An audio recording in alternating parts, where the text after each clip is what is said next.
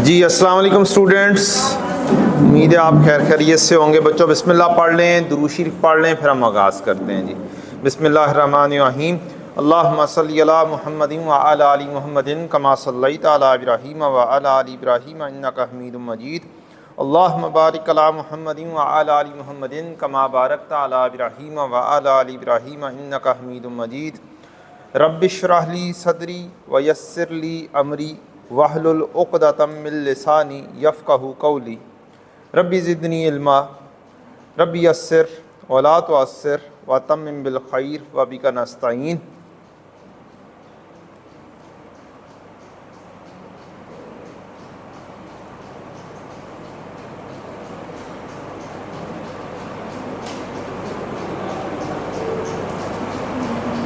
अल्लाहुम्मा इन्नी अस्सअलुका इल्मन नाफ़िअन व अमलन मुतक़ब्बलन व रिज़्क़न तय्यिबा।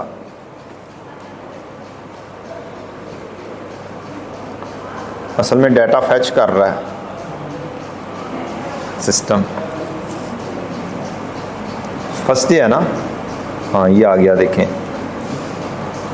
चलें, अब हम ना पहला दिन है और पहले दिन मतलब भी समझ के फिर हम चलते हैं आगे और फिर थोड़ी थोड़ी सी बातें करते हैं। रब्बी ए मेरे रब, इशरह खोल दे, ली मेरे लिए, सदरी मेरा सीना, व यस्सिर और तू आसान फरमा दे, ली मेरे लिए, अमरी मेरा काम, वहलुल और खोल दे, उक़दतन गिरा, मिन लिसानी मेरी ज़ुबान की, यफ़क़हू वो समझ जाएं, कौली मेरी बात को। तो इसके अंदर एक बड़ी इम्पोर्टेंट चीज़, अल्लाह मेरे काम जो है क्या कर दे, आसान फरमा दे। और दूसरी बात, मेरी ज़ुबान की गिरा खोल दे ताकि जो मैं बात कहूँ वो दूसरे समझने वाले समझ जाएं। मीन्स मेरे ज़ुबान से अच्छी बात निकले, सही बात निकले और अगला समझने वाला समझ जाए। इसी चीज़ को अगर आप जहन में रखें और पेपर में बैठ के ये दुआ करें कि अल्लाह मेरा काम क्या कर दे, आसान कर दे। और यहाँ पर ज़हन में यही सोचें, क्योंकि दिमाग से ही एक चीज़ प्रोसेस होनी है और फिर वही चीज़ लिखी जानी है। तो आप जस्ट बोलने की बजाय, ये कौली तो है बोलना, तो आई कैब में बैठ के पेपर देते हुए आपका बोलना एक हिसाब से क्या है, दैट इज़ योर राइटिंग। तो अल्लाह ताला काम आसान फरमाए और जो सी चीज़ मैं लिखूं वो आई कैब वाले को भी क्या हो जाए, समझ लग जाए, ताकि हम क्या हो जाएं, पास हो जाएं। ठीक, अगले को समझ लगेगी तो ही बात बनेगी। दूसरी दुआ, रब्बी यस्सिर, अल्लाह तू आसान फरमा दे, वला तो असर और तू इसमें मुश्किल ना डाल,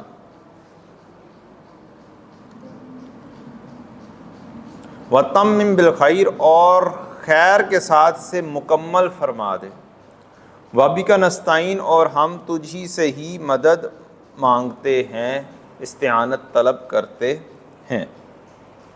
तो इसके अंदर भी बातें जो आ रही हैं वो आसानी फरमा दे और इसके अंदर मुश्किल ना आए, और जौन सा भी काम हम शुरू कर रहे हैं ये क्या हो जाए, खैर के साथ मुकम्मल हो जाए।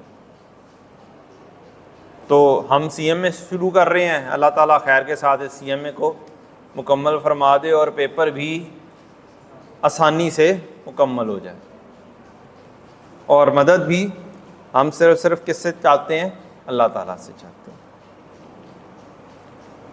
अल्लाहुम्मा इन्नी, अल्लाह मैं सवाल करता हूँ, इन्नी अस्सअलुका मैं सवाल करता हूँ, इल्मन नाफ़िअन ऐसे इल्म की जो नफ़ा बख्श हो। तो हम पढ़ किस लिए रहे हैं, अल्टीमेटली एम एक हिसाब से जॉब का और अच्छी अर्निंग का है, तो नफ़ा बख्श हो जाएगा खुद ब खुद दुनियावी लिहाज से। व अमलन मुतक़ब्बलन और ऐसा अमल जो मकबूल हो, व रिज़्क़न तय्यिबा और ऐसा रिज़्क़ जो पाक हो, तय्यब हो। तो इसके अंदर भी इल्म से रिलेटेड भी बात आ गई, जो जिसने हमें अल्टीमेटली अगले जहान में फ़ायदा देना है, ऐसा अमल जो मकबूल हो जाए, और ऐसा रिस्क जो पाक हो, तैयब हो, जो हमारे लिए दुनिया में भी और फिर अल्टीमेटली आखिरत में भी सबब बने। अल्लाह ताला हमें हलाल रोज़ी वसी अता फरमाए। लें जी, अब हम आगाज़ करते हैं अपनी ओरिएंटेशन का, अल्लाह का नाम लेकर। इसमें भी थोड़ा थोड़ा सा स्लो शायद आए जी। Scan School of Accountancy introduction तो आपको पहले से इसका पता ही है माशाल्लाह से। इसकी मिशन स्टेटमेंट है कि आपको अच्छी से अच्छी पढ़ाई करवाई जाए, आपकी सेटिस्फेक्शन बहुत अच्छी हो, आपको वैल्यू फॉर मनी मिले और आपकी प्रोग्रेसिव लर्निंग हो जाए। नेशनल प्रेजेंस हमारी माशाल्लाह से, हम यहाँ पर बैठे हुए हैं, फैसलाबाद में, लाहौर में भी है, इस्लामाबाद में भी है, पेशावर में भी है, पिंडी में भी है, गुजरांवाला, सियालकोट, मुल्तान। तो हमारी स्कैन्स की प्रेजेंस जो ओवरऑल पाकिस्तान में मौजूद है। बहुत सारे कॉलेजेस जस्ट लिमिटेड होते हैं किसी एक शहर के। तो मैं ये नहीं कहता वो अच्छा नहीं पढ़ा रहे होंगे, वो भी अच्छा पढ़ा रहे होंगे, लेकिन इतनी जगह पे प्रेजेंस होना का मतलब ये है कि एक अच्छी एजुकेशन प्रोवाइड की जा रही है ओवरऑल नेशन वाइड। बोर सी बातें शुरू हो गई हैं ना। कोर कॉम्पिटेंसीज 30 साल का एक्सपीरियंस है जी। बेस्ट फैकल्टी, कोशिश ये करते हैं कि जी अच्छी से अच्छी क्वालिफाइड टीम आप लोगों को पढ़ाने के लिए आए। और 7-8 शहर तो हमने देख लिए, कैंपसेस उससे डबल हैं। हर शहर के अंदर मसलन लाहौर शहर में 3-3 कैंपसेस मौजूद हैं। टीचर असिस्टेंस आपको इंशाल्लाह मिलेगी और फुल फ्लैज मिलेगी। और हमारे जो टीएस हैं वो आपको इंशाल्लाह क्लास के बाद भी इंशाल्लाह रेस्पॉन्स करेंगे। जो उनसा प्रॉब्लम हो, जो टीएस से रेलेवेंट हो, वो आप टीएस से पूछ सकते हैं। कोई टेस्ट के अंदर कोई प्रॉब्लम्स आती हैं, आप जाके टीएस से डिस्कस करें। फिर भी सॉल्व नहीं होता तो मैं या टीचर क्लास के अंदर आपके पास मौजूद हैं, आप टीचर से भी पूछ सकते हैं। लेक्चर नोट्स होते हैं, अच्छी सी बुक्स होती हैं टीचर्स की, कुछ टीचर्स की अपनी बुक होती है, अदरवाइज़ आई कैप की बुक एक स्टैंडर्ड बुक अवेलेबल है। मंथली टेस्ट वगैरह होंगे आपके इंशाल्लाह, और जिसका आपको इंतज़ार है ये भी होगा इंशाल्लाह। को करिकुलर एक्टिविटीज़, डिबेट्स वगैरह और स्पोर्ट्स इवेंट्स वगैरह, कोई टूर वगैरह इंशाल्लाह हम ये सब कुछ अरेंज करेंगे। शायद आपको पिछले 6 महीने में ये चीज़ें शायद ना मिली हों, लेकिन इंशाल्लाह अब साल हो गया। ले जी, इंशाल्लाह इसी वीक के अंदर इंशाल्लाह एक इवेंट मौजूद है। इस वक्त महीना चल रहा है रबीउल अव्वल का, और उसी मुनासबत से एक नात और किरात का एक छोटा सा कंपटीशन है आप लोगों के लिए। आप लोग उसके अंदर क्या करें, भरपूर पार्टिसिपेट करें, अपना नाम लिखवाएं मिस जोहा को या मिस खुशबख्त को, टीएस को भी बता सकते हैं। तो वो नाम हमारे तक पहुंच जाएंगे। हम उसमें से ऑब्वियसली थोड़ा सा चेकिंग करेंगे, ये ना हो कि जी टाइम भी लग जाए और मज़ा भी ना आए। तो हम इंशाल्लाह कोशिश करेंगे कि थोड़े से शॉर्टलिस्ट करके लिमिटेड टाइम, लगभग 2-1 घंटे के अंदर हमारा ये इवेंट जो है कंप्लीट हो जाए और बच्चे भी घर को जा सकें और हम भी। ऑब्वियसली कोशिश यही होगी कि क्लासेस टाइमिंग के फ़ौरन बाद हो। मीन्स हमारी क्लासेस तकरीबन 1 बजे तक चल रही हैं, तो दरमियान में नमाज का वक्फ़ा देकर फिर हम लगभग 2 बजे के करीब शुरू करें और 4 बजे वो एंड हो जाए। ठीक है जी, खुश है? पहले नंबर पे ये चीज़ें इंशाल्लाह अब शुरू हैं और आप लोगों ने सजेशन देनी है, हम इसको मज़ीद इम्प्रूव करेंगे और सारे के सारे इवेंट्स इंशाल्लाह आपके करवाया करेंगे। इंशाल्लाह टूर भी करवाएंगे, परेशान नहीं होना। तो कोर्सेज ऑफर हम तो ये पढ़ रहे हैं जी, जनरली हमें बाकियों से गर्ज है सच नहीं है, क्या क्या कुछ है क्या क्या कुछ नहीं है, लेकिन फिर भी चलो ACCA और AFD ये UK की डिग्रीज़ हैं, CFA एक USA की डिग्री है, ये यहाँ पर तो नहीं हो रहा, मोस्ट प्रोबेबली लाहौर के अंदर या इस्लामाबाद के अंदर। ICAW भी इसी तरीके से यहाँ पर तो नहीं है, लेकिन इसकी प्रेजेंस ओवरऑल स्कैन में मौजूद है। अगर किसी ने करना हो तो ओबियसली वो यहाँ से स्विच करके वहाँ पर जा सकता है। और मज़े की बात ये है कि हम जो कर रहे हैं ये आराम से इसको कैटर करता है। अगर हम ये वाली अपनी पाकिस्तानी चार्टर्ड अकाउंटेंसी की डिग्री ले लेते हैं, सर्टिफिकेशन ले लेते हैं, तो हमें अप्रॉक्सीमेटली ये मुकम्मल तौर पे एग्जाम्प्ट हो जाता है। हमें सिर्फ 1 या 2 पेपर वहाँ के लॉ, ऑब्वियसली हमें लॉ तो पढ़ना पड़ेगा ना, कि नहीं पढ़ना पड़ेगा? UK का लॉ को देखना पड़ेगा कि नहीं देखना पड़ेगा? तो UK का लॉ, UK की टैक्सेशन, ये 1-2 पेपर देंगे तो हमें क्या हो जाएगा, इवन वहाँ पे जाकर हम प्रैक्टिस भी कर सकें। जस्ट एग्जाम्पशंस लेनी है हम, नथिंग एल्स। सीसा, तो ये ऑक्सफोर्ड, ब्रुक्स और MSc लंदन वगैरह, ये सारी की सारी कहानियाँ हैं। कुछ डिसिप्लिनरी पॉलिसीज़ के छुट्टियाँ नहीं करनी आप लोगों ने। ये ना हो कि जी आपके वालिदैन को कॉल चली जाए या घर के अंदर एक पोस्ट चली जाए कि बच्चा पेपर टेस्ट नहीं दे रहा, बच्चा परफॉर्म नहीं कर रहा। और स्मोकिंग क्लास के अंदर बिल्कुल भी नहीं होनी चाहिए, बल्कि पूरे कैंपस में नहीं होनी चाहिए। हुटिंग वगैरह से परहेज़ करना है, अनएथिकल बातों से परहेज़ करना है। वैसे ही हमारे इस्लामिक पॉइंट ऑफ व्यू से हम सोचें तो अनएथिकल बातें हमें करनी नहीं चाहिए। क्लास के अंदर बैठ के काइंडली खाना पीना अच्छी बात नहीं है। खाने पीने के लिए ऊपर कैफेटेरिया मौजूद है और वो भी इंशाल्लाह इम्प्रूव होने जा रहा है। उसके ऊपर भी मुझे पता है कि जी आप लोगों के थोड़े से क्या हैं, एतराज़ात हैं, शदीद किस्म के थोड़े से हैं। नहीं हो रहा है ना, आहिस्ता आहिस्ता बेहतर हो रहा है ना।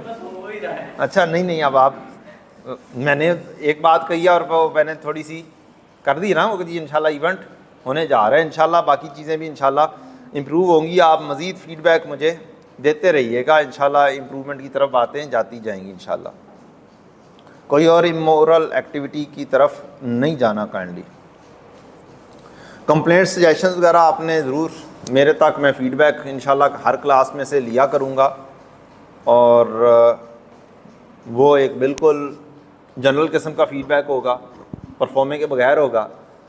और वैसे आपने कोई कंप्लेंट्स वगैरह करनी हो तो आप परफॉर्मा वगैरह हासिल करके कंप्लेंट्स भी कर सकते हैं। काइंडली अपने मोबाइल नंबर वगैरह जो हैं वो अपडेटेड ही दीजिएगा इनको, ये ना हो कि आपको मैसेजेस ना पहुँचें। वैसे तो इंशाल्लाह व्हाट्सएप ग्रुप्स बन जाएंगे और उन ग्रुप्स के अंदर आराम से इंटीमेशन हो जाया करेगी तमाम स्टूडेंट्स को। लें जी, इम्पोर्टेंट बात, हमारा टाइम टेबल और उसके फ़ायदे और कुछ मज़ीद बातें। हम पढ़ रहे हैं इस वक्त CMA। सबसे पहले बात करते हैं CMA की। हम इस वक्त इस क्लास के अंदर मौजूद है, वसीम अकरम की क्लास के अंदर फ़िलहाल, जो कि 8:45 से लेकर 10 बजे तक हुआ करेगी इंशाल्लाह, मंडे टू फ्राइडे। 5 दिन हम पढ़ा करेंगे इंशाल्लाह। ये रिकॉर्डिंग भी हुआ करेगी और आपको रिकॉर्डिंग भी अवेलेबल हुआ करेगी फ्री ऑफ कॉस्ट इंशाल्लाह। ठीक है जी। कैंपस इनसाइट हमारा सॉफ्टवेयर है, उसके अंदर रिकॉर्डिंग भी आप लोगों को, ये अच्छे वाली रिकॉर्डिंग भी दिया करेंगे। ये तो मैं अपनी बातें कर रहा हूँ ना, बाकी सबकी रिकॉर्डिंग सबकी अवेलेबल होंगी। जो जो जिस क्लास में एनरोल होगा उसकी रिकॉर्डिंग होके इंशाल्लाह वो सारी की सारी रिकॉर्डिंग्स इंशाल्लाह मिला करेंगी। हमारा टारगेट ये है। अच्छा जी, दूसरी जो चीज़ है, आपके पास फ़िलहाल 6-7 दिन लिबर्टी है कि आपको वसीम अकरम की अगर टीचिंग पसंद नहीं आती, आप आराम से जाएं मिस सादिया की क्लास के अंदर बैठें और उनकी क्लास ले लें। ये पहले 6-7 दिन यू कैन ट्राई, आप जितना दिल करे अपने टीचर को चेक करें कि वो कैसा पढ़ा रहा है या कैसा पढ़ा रही हैं। All teachers are good, teachers में कोई ये नहीं है कि जी कोई टीचर अच्छा नहीं पढ़ाता, बस एक मेंटल कैपेबिलिटी और एक जुड़ना और कि कौन सा एक अलाइनमेंट हो जाए, ये चीज़ है, ताकि बच्चों का रिज़ल्ट क्या हो, बहुत अच्छा सा फ्रूटफुल आ जाए। लेकिन ये 5-6 दिन की कहानी है, उसके बाद फौरी तौर पे आपने डिसाइड करना है ताकि आप पूरा सेशन एक तरीके से चल सके। आप सारी क्लासेस एक ही पर्सन की लेके भी डिसाइड कर सकते हैं, क्योंकि यूट्यूब पे पहले 7 लेक्चर जाएंगे इंशाल्लाह। मीन्स आप एक क्लास ले रहे हैं, यूट्यूब से दूसरे पर्सन की भी क्लास आप देख सकते हैं। अगर आपको एक पर्सन की नहीं समझ लग रही तो आप स्विच कर जाएं दूसरे पर्सन का। स्टार्ट के अंदर तो स्विचिंग की कोई कॉस्ट नहीं है, बाद में ओबियसली अगर आप महीना बाद कहें कि नहीं मैंने दूसरी क्लासेस लेनी है दूसरे पर्सन की, फिर ओबियसली स्विचिंग कॉस्ट शामिल हो जाएगी उसके अंदर। डन। तो ये भी उम्मीद है कि जी आपको थोड़ी सी फैसिलिटी इस दफ़ा मज़ीद मिल रही होगी। हम सीएम में पढ़ रहे हैं, मैं ज़रा डिटेल में डिस्कस करता हूँ क्योंकि हमने मैक्सिमम से मैक्सिमम सब्जेक्ट्स लेने होते हैं। R1 भी 2 पर्सन पढ़ा रहे हैं, मिस सादिया पढ़ा रही हैं और मिस्टर वसीम अकरम पढ़ा रहे हैं। मिस्टर वसीम अकरम का तारुफ तो आपसे थोड़ा सा हो गया होगा, नहीं पता? मैं वसीम अकरम हूँ, ठीक है जी। तो बाकी बातें बाद में जाके करते हैं, तमाम टीम की फैकल्टी और उसके ऊपर बातें बाद में करते हैं। लेकिन ये मिस सादिया पढ़ा रही हैं और मैं पढ़ा रहा हूँ। टाइमिंग ओबियसली आपके सामने मौजूद है, 9 बजे से 10 बजे तक की टाइमिंग है R1 की मिस सादिया की। शी इज़ वेरी कैपेबल माशाल्लाह से, और वो 1 घंटे के अंदर ये वाला सब्जेक्ट पढ़ा रही हैं। और मैं ज़रा सा नालायक सा बंदा हूँ, मैं ज़रा इसका टाइम 1.5 घंटे ले रहा हूँ। ठीक है जी। जी बेटा, किसके साथ? FAR1 और सीला का क्लैश है, नॉट पॉसिबल है। अब R1 और सीला कौन पढ़ने जाएगा? R2 बेसिकली ग्रुप बी का कोई क्लैश नहीं है मेजरली। इतने कॉम्बिनेशन है, मैं अभी आपको कॉम्बिनेशन दिखाऊंगा। ये कॉम्बिनेशंस हैं, कभी पहले ऐसे कॉम्बिनेशंस देखे हैं आपने? अब ऑब्वियसली मैं एक लिमिटेड हद तक ही देख सकता हूं एक चीज़ को। मुझे ग्रुप बी में भी इतने कॉम्बिनेशन देने हैं, ग्रुप ए में भी देने हैं। मैं किसी एक चीज़ को जज कर सकता हूं ना। अब R1 को सीला के साथ कंबाइन वेरी रेयर होगा कोई। स्टिल देख लेते हैं कोई क्लैश फुल फ्लैश जा रहा है या नहीं जा रहा। R1 कितने बजे से कितने बजे तक है? 9 से 10। और यहां पर सीला 12 से 1 और 12:15 से 1:15। बेटा अब मैं एक जगह पर ही पढ़ा सकता हूं ना, मुझे पूरा। बेटा अब आप ये सोचो, एक है ग्रुप बी और एक है ग्रुप ए, ठीक? नॉर्मली क्या होता है, R1 का कॉम्बिनेशन बीला के साथ जाता है। किसके साथ जाता है? बीला के साथ जाता है। कहीं ना कहीं पर तो ये क्लैशेस आते ही हैं। अगर आप ग्रुप ए और ग्रुप बी के सारे सब्जेक्ट्स कहोगे कि जी ये सारे के सारे 100% लिबर्टी पर आ जाएं, तो पॉसिबल नहीं है, ठीक? Still there is a possibility is there कि आप में सादिया से पढ़ लें और साथ सीला जिससे मर्जी चूज कर लें, आप ना मुझसे पढ़ें। एक और फैसिलिटी है, मुझसे ही पढ़ना है तो ऑनलाइन। एक को शिफ्ट करें किसके ऊपर? सॉफ्टवेयर पर, और एक को शिफ्ट करें किस पर? फिजिकल पर। ये पॉसिबिलिटीज आपके लिए फैसिलिटीज इतनी ज़्यादा कर दी हैं अल्हम्दुलिल्लाह कि ये क्लैशेस जिसको कोई आ भी रहा है वो भी क्लैशेस से क्या हो सकता है? बच सकता है। जी बेटा,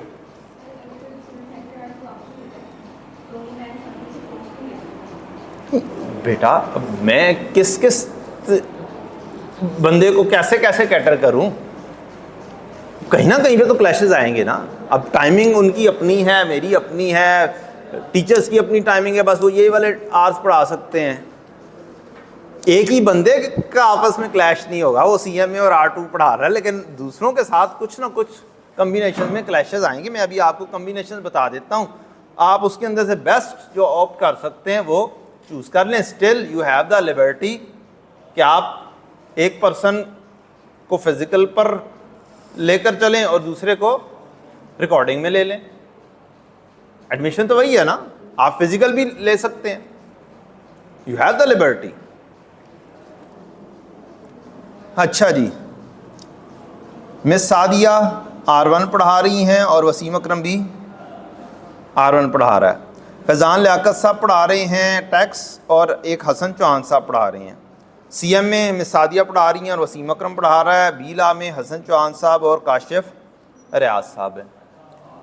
यहाँ पर जहाँ पे दो दो टीचर्स आ जाते हैं वहाँ पर क्लैशेस ऑब्वियस आते हैं।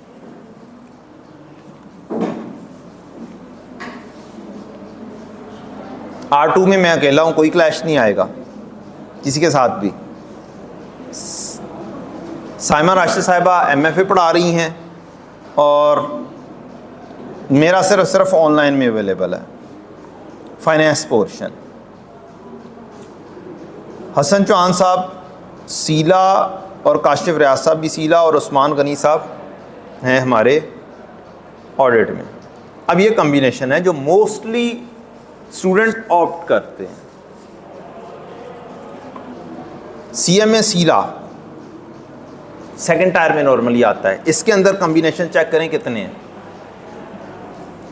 R1 का सीला के साथ कोई डायरेक्ट कम्बिनेशन बनता नहीं है, क्योंकि पहले नंबर पर जो स्टूडेंट ज़्यादातर ऑप्ट कर रहा होता है वो R1 बीला और टैक्स कर रहा होता है। अब उन चीज़ों को मद्देनज़र रख के आगे हमने सोचना है। मिस सादिया का काशिफ रियाज साहब के साथ, वसीम अकरम का काशिफ रियाज साहब के साथ, हसन चौहान साहब के साथ भी फुल फ्लैज इंटीग्रेशन के साथ है। 3 पेपर जो पहले 3 है, R1 टैक्स बीला, कॉम्बिनेशन चेक करें कितने बन रहे हैं, जिसको मर्जी चूज कर लें। टैक्स की भी फ्लेवर है। फिर आप कहते हैं नहीं, एक पर्सन आपको पसंद है, आपने उससे पढ़ना है और दूसरे से ही पढ़ना है, मसलन वसीम अकरम से ही पढ़ना है और फिर सीला दूसरे पर्सन से पढ़ना है, R1 के अंदर प्रॉब्लम है, तो ऑब्वियसली आपके पास एक लिबर्टी अवेलेबल है कि आप एडमिशन लें और उसको किस में पढ़ लें, ऑनलाइन में पढ़ लें। ठीक, और तो इससे ज़्यादा लिबर्टी और क्या हो सकती है स्टूडेंट के लिए। R1 टैक्स और सीला में अब ये कम्बिनेशन है। R1 जा रहा है 8 9 से 10 मिस का, सीला है 12 से 1 12 से 10। हाँ, यहाँ पर अब कम्बिनेशन ख़राब हो गया। 12 से अगर 1.5 मेरा R1 लेना है तो R1 के साथ सीला क्लैश में जा रहा है, क्योंकि वो ग्रुप B का है, B नहीं जा रहे होंगे उस तरीके से क्लैशेस में। ठीक है बच्चों, तो ये इसको आप अपनी चॉइस के लिए बिल्कुल देख सकते हैं और बहुत अच्छा सा इंशाल्लाह कम्बिनेशन भी आप बना सकते हैं। स्टडी मटेरियल CMA से रिलेटेड अल्हम्दुलिल्लाह मेरी अपनी बुक है, उसी बुक के अंदर ICAP की बुक भी मुकम्मल तकरीबन शामिल है। पास पेपर का एक बहुत बड़ा प्रॉब्लम CMA में ये होता है कि स्टूडेंट के माइंड में ये होता है कि इसका कोई फॉर्मेट्स नहीं है। Is it so?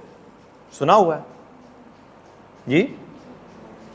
और फिर बहुत सारी बुक्स के अंदर भी आपको एक फॉर्मेट पे सॉल्यूशन नहीं मिलते।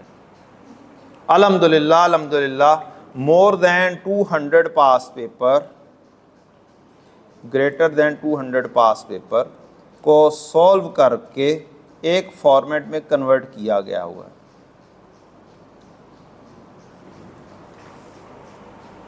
ठीक, मीन्स जो फॉर्मेट हम क्लास में पढ़ेंगे इंशाल्लाह, जब आप घर जाकर कोई और सवाल सॉल्व करेंगे तो आपको उसी फॉर्मेट पे सॉल्यूशन इंशाल्लाह मिलेंगे।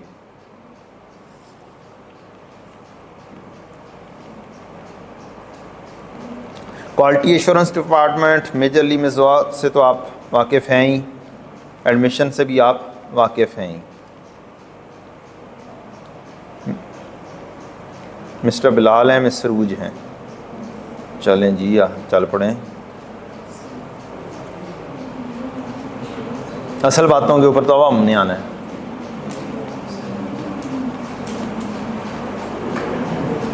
लें जी,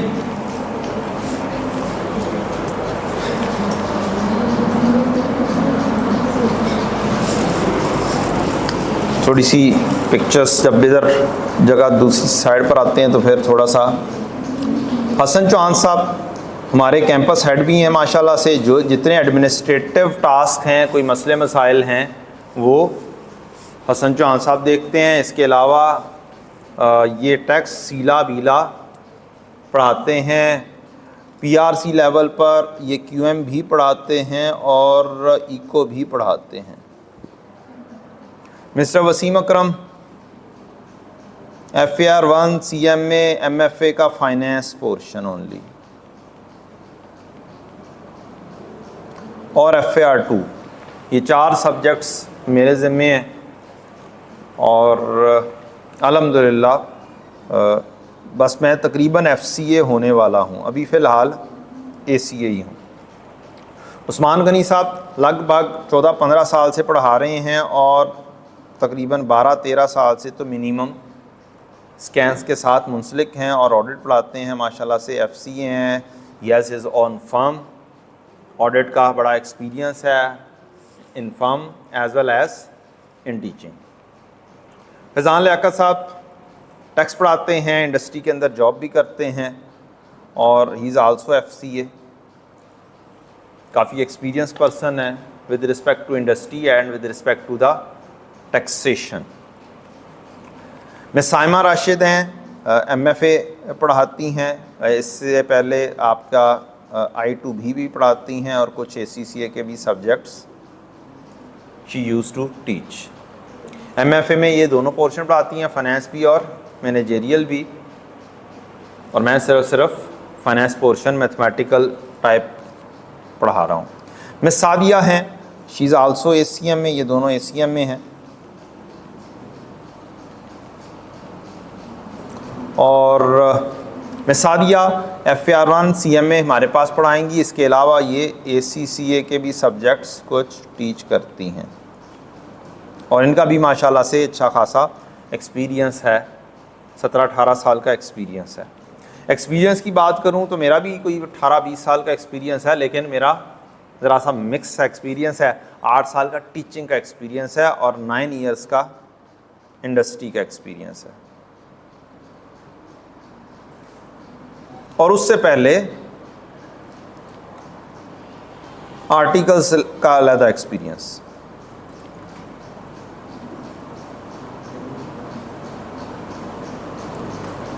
वैसे लगता तो नहीं होगा मैं वेखंच, क्यों जी इतना ज़्यादा बूढ़ा तो नहीं ना लगता मैं, क्योंकि 18 साल का एक्सपीरियंस। और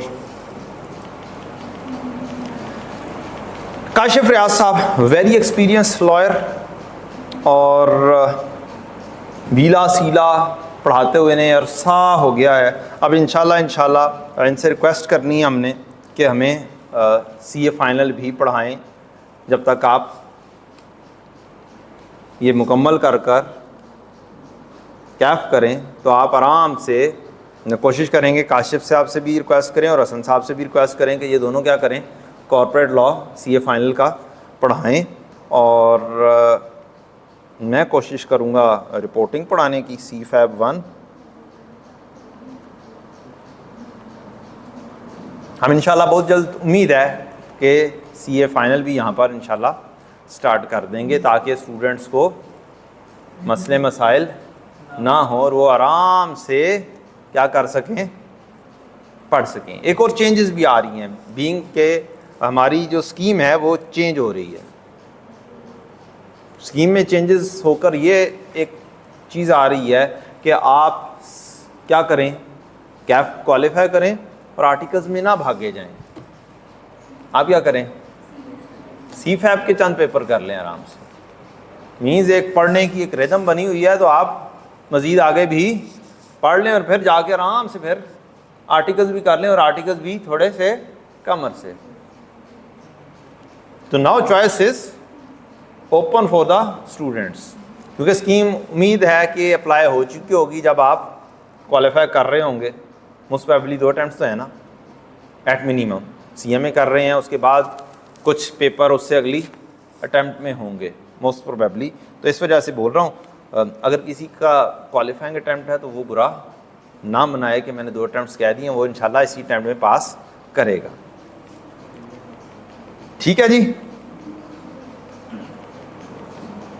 अब आ जाते हैं हम अपने CMA की कहानियाँ करते हैं। एनी क्वेश्चन टिल नाउ, अभी तक आप लोगों का कोई क्वेश्चन है, कोई क्यूरी है, तो फिर हम अभी आपकी क्यूरी को कोशिश करेंगे किसी हद तक सॉल्व करने की। क्लैशेस की बातें के अलावा, वो क्लैशेस मैक्सिमम से मैक्सिमम मैं जितने दूर कर सकता था वो मैंने दूर किए हैं, इससे ज़्यादा अहलियत नहीं है।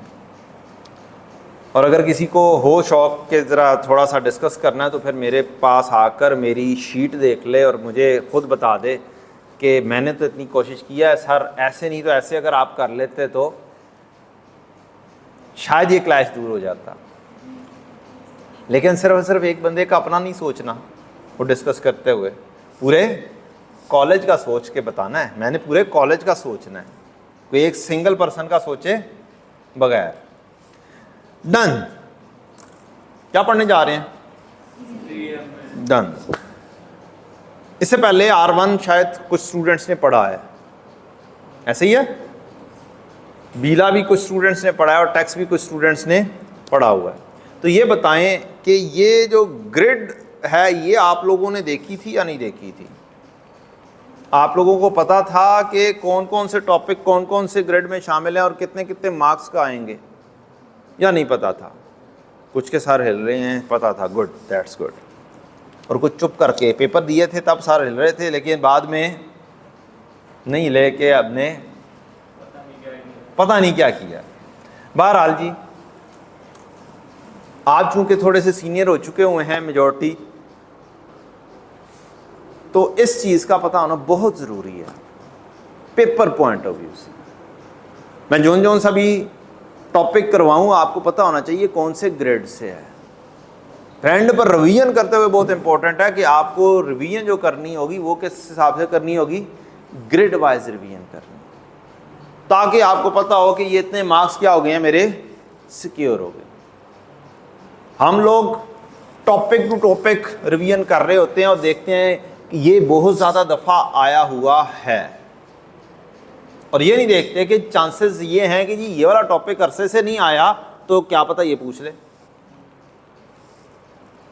ठीक, उसकी तैयारी देखते ही नहीं है, करते ही नहीं है, सिलेक्टिव स्टडी पे चले जाते हैं। तो काइंडली खुदारा सिलेक्टिव स्टडी नहीं करनी हमने, उससे पहले ग्रेड्स को देखना है। बहुत तो नहीं हो रहे, हो चुके हैं यार। कोई शायरी सुना दो फिर। तुम पढ़ पढ़ के बोर हो चुके हो या क्लास में भी बोर हो गए हो? अच्छा, और बातें ही ऐसी थी, हमने तो ये बातें पहले भी सुन ली हुई हैं। हाँ जी बताएं जी, बोरियत हो रही है तो यहाँ पर आप शायरी भी कर सकते हैं, कोई लतीफ़ा सुनाना है तो वो भी सुना सकते हैं। यार ये बच्चा जो है ना, ये मेरे जैसा है, कहता है ना मुझे शायरी आती है ना मुझे कोई लतीफ़ा आता है, बस मुझे आता है तो बस पढ़ना आता है। वो भी नहीं आता। अच्छा ये अच्छी बात है, कुछ भी नहीं आता। ठीक है जी।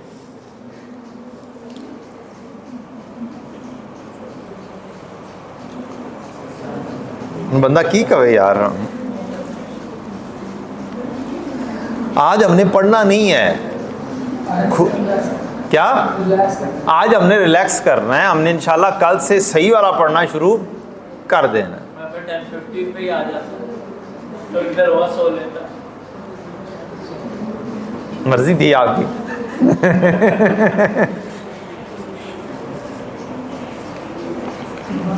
अच्छा जी, प्यारे बच्चों, कोई पता भी नहीं है कि मैं शुरू पढ़ाना भी कर दूं? नहीं, आज नहीं, आज नहीं पढ़ना। आज सिर्फ गप्पे लगानी है।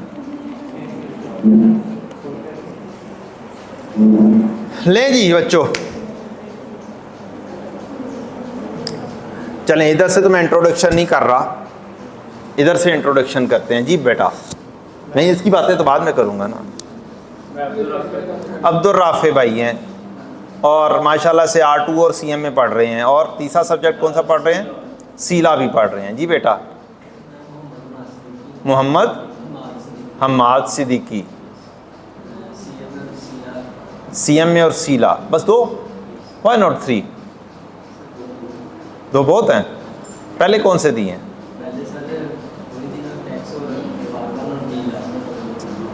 किस हद तक चांस है?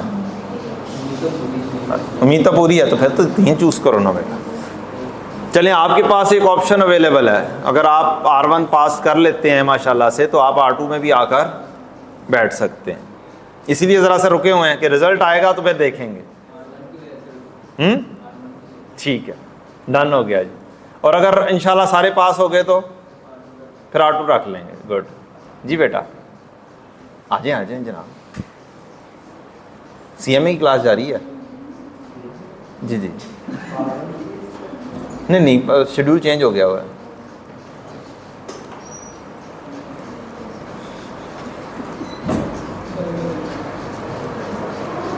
जी बेटा, माशाल्लाह से, well done. Group A complete ले रहे हैं, गुड। CMA सीला, आपका भी सेम सिचुएशन है जी? थोड़ी सी बेहतर है, अच्छा। जी, तलहा, मुझे नाम याद फिर भी नहीं होने हैं। CMA सीला, सेम सिचुएशन पे बेहतर है। अच्छा, बिजनेस भी करते हैं, ठीक हो गया, वेल डन। ये ऐसे बच्चे होते हैं माशाल्लाह से जो बहुत अच्छा सा अपने खुद पढ़ भी रहे हैं और खुद काम भी कर रहे हैं, दैट्स वेरी गुड थिंग। जी बेटा, मोहम्मद इब्राहिम, CMA सीला एंड FAR2, वेल डन।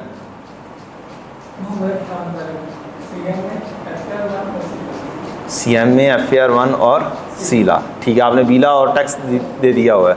चलें जी, इधर से नाम के बगैर introduction.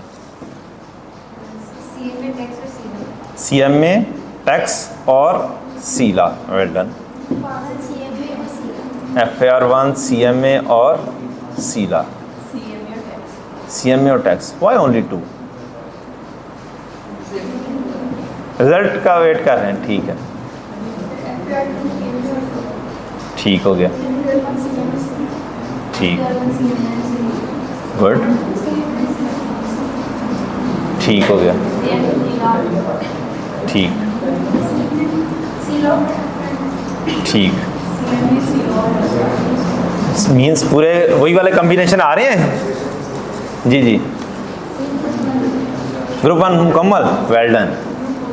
Group 1, well done. CMA सीला और R1, ठीक है। CMA सेम है, ठीक है जी बेटा। CMA R1 और सीला, ठीक, ठीक है। CMA R1 और सीला भी वाले बच्चे अब मुझे नज़र आए हैं। अगर पहले मुझे पता होता तो मैं शायद, जी नहीं, बात ये है कि जी इंशाल्लाह नेक्स्ट टाइम में कोशिश करूँगा, अगर इस वक्त भी कोई कोशिश हो सकी मज़ीद आप लोगों के लिए बेहतरी की तो इंशाल्लाह। ठीक, हाँ जी, बिल्कुल ठीक है, बिल्कुल ऐसे ही है, बिल्कुल ऐसे ही है। नेक्स्ट टाइम मैं ये कम्बिनेशन लिख लेता हूँ कि इस कम्बिनेशन की बहुत अच्छा ज़रूरत है। किस कम्बिनेशन की भला? CMA, अगली दफ़ा तो वैसे ही बीला सीला मिक्स हो जाएगा। CMA सीला और R1, चलें, फिलहाल तो एक तो ऑप्शन है कि अगर आपने मेरे से ही पढ़ना है R1 तो फिर कोई एक सब्जेक्ट ऑनलाइन में स्विच करना पड़ जाएगा आपको, लेकिन दूसरी ऑप्शन तो मेस वाली अवेलेबल है ही बगैर क्रैश के इंशाल्लाह। चलें, इंट्रोडक्शन बड़ी लेट शुरू किया, मैंने कहा दरमियान में थोड़ा सा कोर्स को देखने से पहले ज़रा इंट्रोडक्शन हो जाए। लें जी, ये मिनिमम मार्क्स हैं और ये मैक्सिमम मार्क्स हैं। सबसे ज़्यादा टॉपिक कौन से ग्रिड में होंगे, ए, बी और सी?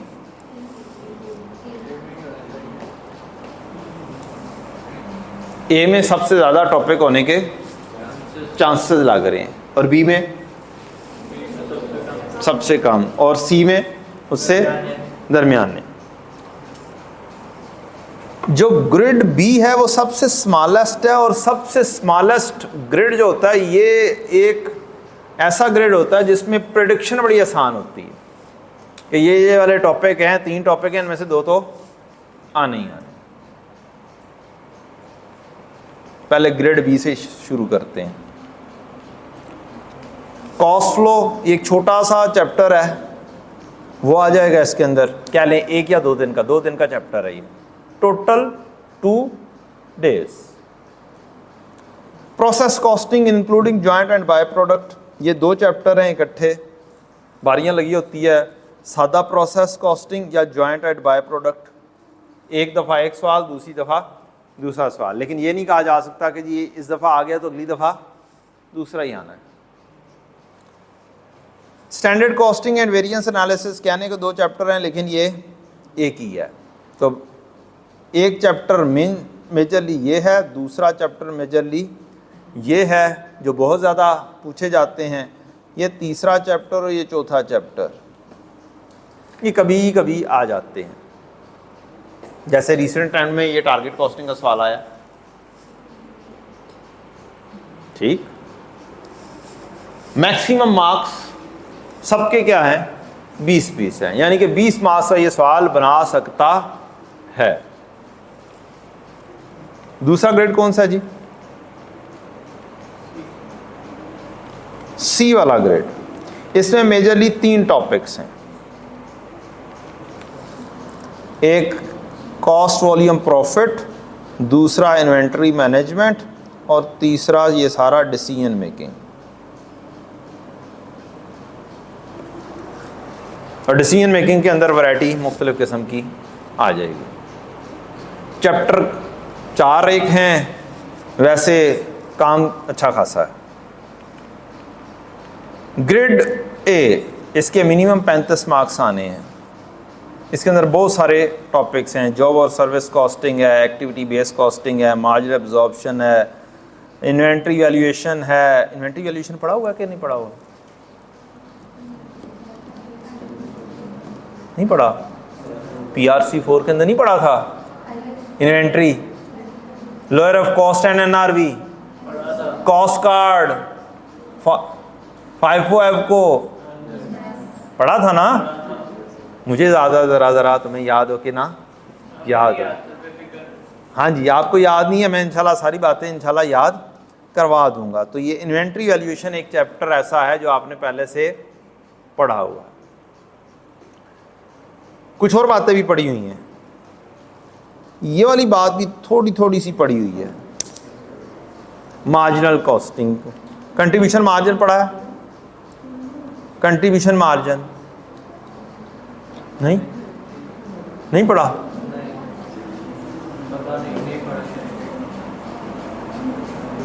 Prime cost, direct material, direct labour, sale में से वेरिएबल कॉस्ट माइनस कर दें तो कंट्रीब्यूशन मार्जिन बन जाता है। क्यों में पढ़ा था कि नहीं पढ़ा था? अच्छा, चले ठीक है, कोई बात नहीं है। हमने अपने CMA के लिहाज से बातें करनी हम कर लेंगे। लेबर, फैक्ट्री ओवरहेड, ये आसान तरीन ग्रेड है बेटा। कौन सा है? ये आसान ग्रेड है। ये वाला भी आसान ग्रिड है, ये ज़रा सा टफ ग्रिड है।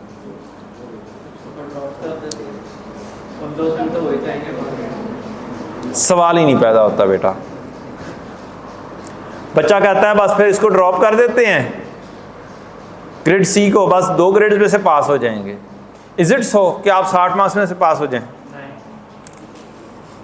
60 मार्क्स में से 50 मार्क्स ले लें, क्या पॉसिबल है सीए के अंदर? कोई इक्का दुक्का बंदा शायद आके आपको कहे कि मैंने तो 62 मार्क्स का पेपर किया, मैं पास हो गया। हकीकतन वो भी मजाक ही कर रहा होगा।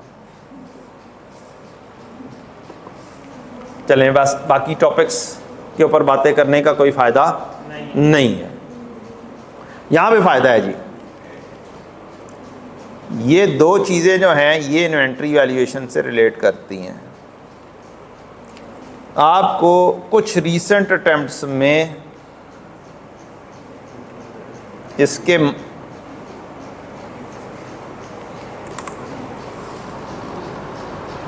लगातार जो हैं क्वेश्चन मिल रहे हैं ना, आपको इससे पहले मिलने हैं। इससे पहले जितनी अटैम्प्ट्स हैं कुछ नहीं है, ये एक अटैम्प्ट आई है जो उसने इसके बगैर दे दिया रीसेंट अटैम्प्ट। इससे पहले क्यों नहीं हुआ करते थे, चलें ये बताएं।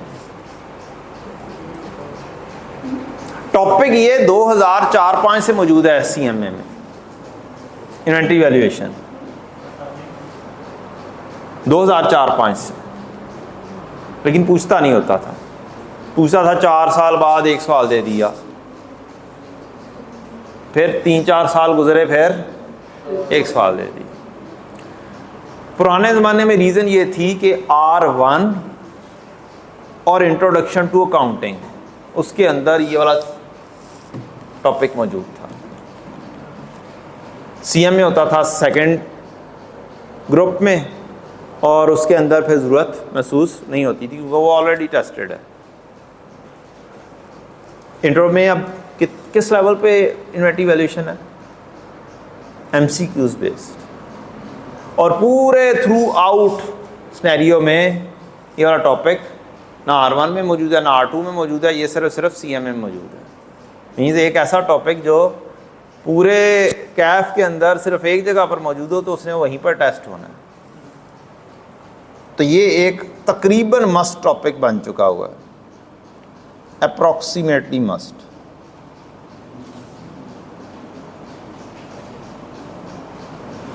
जॉब ऑफ सर्विस कॉस्टिंग बहुत इंपॉर्टेंट नहीं है, only 1 day is required for this. Labour importance है, बहुत इंपॉर्टेंस है इसकी। ये सिर्फ न्यू ग्रेड है, इससे पुराने सवाल उठाकर देखेंगे तो ये पूरी लाइन इससे पीछे खाली थी। ग्रिड चेंज हुआ और ये वाला टॉपिक एक मस्ट टॉपिक के तौर पर नज़र आना शुरू हो गया। मार्जिनल एब्जॉर्प्शन, ABC कॉस्टिंग, ये एक मिलते जुलते टॉपिक्स हैं। ABC कॉस्टिंग और ओवरहेड भी मिलता जुलता टॉपिक है, तो मिक्स किस्म की कहानियाँ हैं यहाँ पर। कभी कोई आ जाता है, कभी कोई आ जाता है। ओवरहेड्स किसी हद तक लगातार आता है, सिवाय एक आधी अटैम्प्ट को छोड़कर। ग्रिड भी सारे टॉपिक, 2 टॉपिक जो मैंने बताए थे वो मस्ट है। प्रोसेस कॉस्टिंग और जॉइंट एंड बाय प्रोडक्ट, ये एक ही टॉपिक है, लाजमी है। इसको हम तकरीबन लगभग 16-17 दिन देंगे, डेज लगेंगे इसको ग्रास्प करने में। वेरिएंस भी एक मुसलसल लगातार आने वाला टॉपिक है। तो यहाँ पर इस ग्रिड के अंदर 2 टॉपिक बहुत इंपॉर्टेंट है। कौन कौन से बोले? एक प्रोसेस कॉस्टिंग और एक वेरिएंस का। अभी तो नाम भी याद नहीं है सर, आप पढ़ाएंगे तो फिर नाम याद होंगे। इन्वेंट्री मैनेजमेंट, डिसीजन मेकिंग और CVP रफली तकरीबन सारे ही आगे पीछे करके आते रहते हैं। छोड़ो पर आपसे कुछ बातें करते हैं, आपसे पूछते हैं। ताकि आइंदा से आपने वो बातें नहीं करनी, आपने मुझे ये चीज़ें बतानी हैं।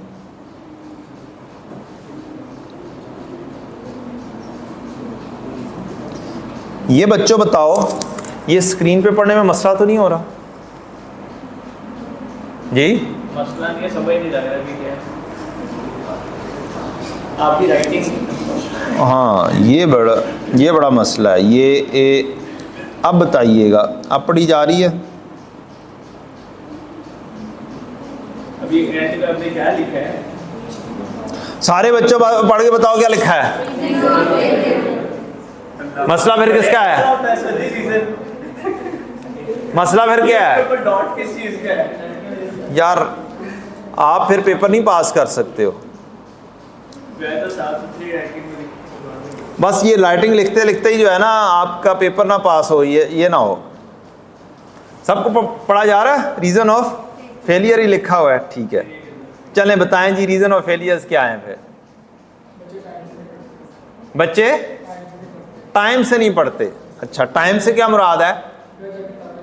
घर जाके किताब खोलते ही नहीं है। अच्छा जी, घर जाकर सो जाते हैं, किताब बड़ा जरूरी होता है।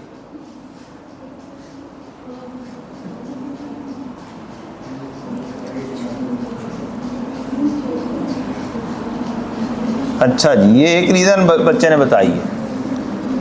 बहुत सारे तो पेपर में जाके पैनिक हो जाते हैं। कल पढ़ लेंगे, वो तो हो गई ना, फिर पढ़ लेंगे। क्या बोला बेटा आपने? बहुत सारे पेपर में जाके पैनिक हो जाते हैं। अच्छा जी। जो आता होता है वो भी नहीं लिख के आते हैं। ठीक है, बिल्कुल सही है। Panic in paper, paper length ही होता है।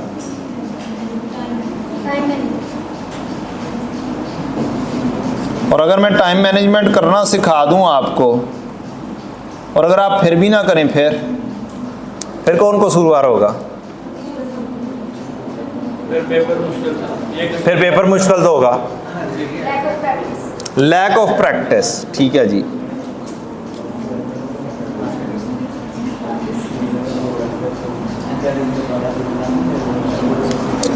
और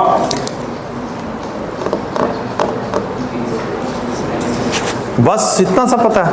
पेपर सबने दिए हुए हैं, मुझे इतना पता चल गया। इंट्रोडक्शन सुन लिया, सवाल चंद एक बच्चों के, जो पेपर मुश्किल ही बहुत होता है। मैंने क्या कहा था?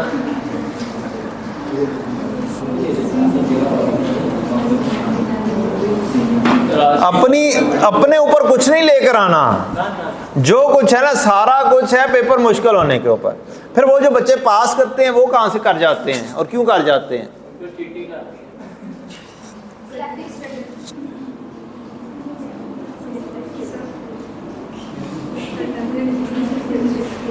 सिलेक्टिव स्टडी, इसका पीडीएफ आप लोगों को मिल जाएगा। मेरा तरीकाकार ये होता है कि मैं क्लास करवाता हूँ, ग्रुप बना होगा, ग्रुप के अंदर ग्रुप की डिस्क्रिप्शन के अंदर एक लिंक रख दिया जाएगा ड्राइव का। जो सी चीज़ क्लास में पढ़ी ये होगी वो सारे का सारा पीडीएफ आप लोगों को मिल जाया करेगा रोज़ाना बेसिस पर। आप घर जाएं, सेम क्वेश्चन को बुक के अंदर से देखें। बुक के अंदर तकरीबन वो सारे क्वेश्चन अवेलेबल होंगे सीएमए की बुक में जो मैं क्लास में करवा रहा हूँगा। पास पेपर ख़ास तौर पे दूसरे करवाने हैं वो भी बुक के अंदर अवेलेबल होंगे। ज़्यादातर 90% क्वेश्चन ऐसे होंगे जो बुक में मैंने लिखे हुए हैं ऑलरेडी, विदाउट आंसर लिखे हुए हैं। तो यहाँ पर आपके पास क्वेश्चन होगा, आप वही क्वेश्चन घर में बैठ के खुद करें एक दफ़ा और फिर क्रॉस मैच कर लें किससे? पीडीएफ से। कोई लंबी चौड़ी आपको ज़रूरत नहीं पड़ेगी वीडियोस दोबारा से देखने की। रिवीजन करनी हो 4-5-6 जो लेक्चर्स हैं एक उसके पीडीएफ एक चैप्टर के, वो उठाएं, हफ्ते बाद दोबारा से एक दफ़ा गो थ्रू कर लें। आपकी रिवीजन भी इंशाल्लाह बड़ी अच्छी हो जाएगी।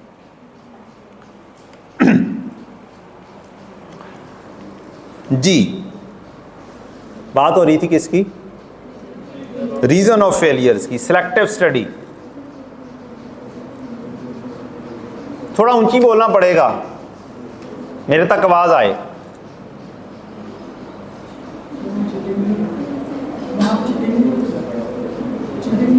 चीटिंग नहीं होती बेटा, ये तो कोई रीजन ऑफ फेलियर नहीं है ना। जल्दी राइटिंग में लिख के आते हैं। लिखे मूसा पढ़े खुदा, ठीक है जनाब।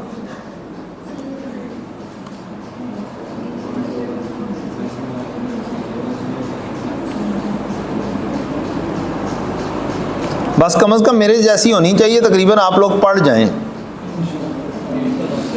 चलो लिखा जा हम।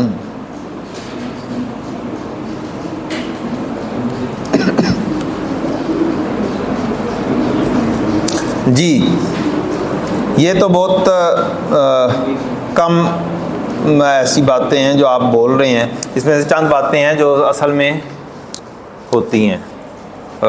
मसलन ये वाली बात, ये 2-3 बातें तो होती हैं, ये वाली बात भी है। Selective study, panic in paper, time management, lack of practice. ये लिखे मूसा पढ़े खुदा बहुत कम लोगों पर एप्लीकेबल है, मैं इस जैसे बच्चों के ऊपर एप्लीकेबल होता है शायद। हाँ जी, इसका मतलब ये है कि ये एक मुहावरा है कि जी इतनी गंदी हैंड राइटिंग के आईके वाले बंदे से पढ़ी ही ना जाए। लिखे मूसा पढ़े खुदा मीन्स मूसा से खुद भी नहीं पढ़ी जानी, अब बंदे से खुद ही नहीं, एक अपनी हैंड राइटिंग ना पढ़ी जाए तो आईके वाला क्या पढ़ेगा।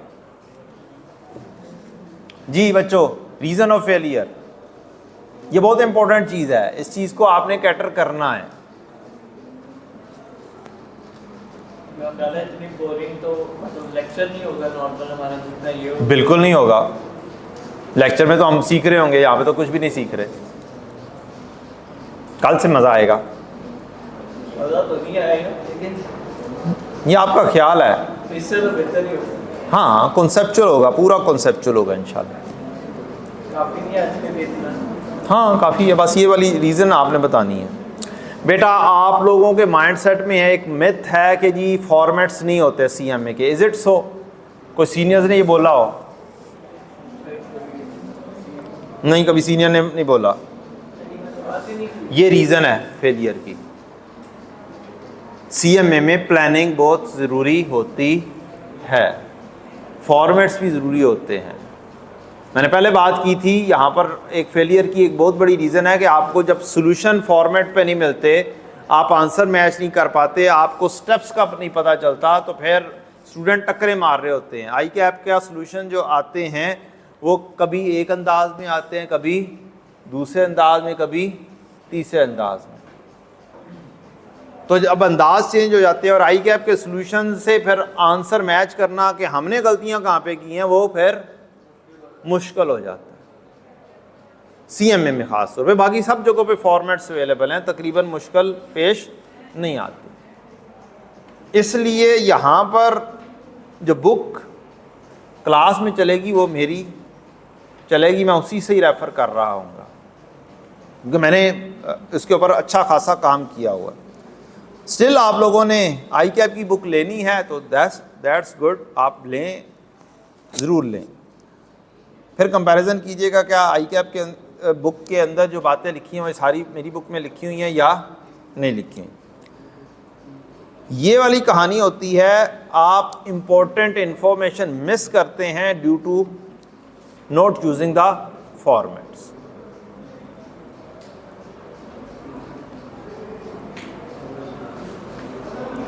एक बहुत बड़ी रीज़न ऑफ फेलियर, हम गौर से पढ़ते नहीं हैं। सिलेक्टिव स्टडी आ गया,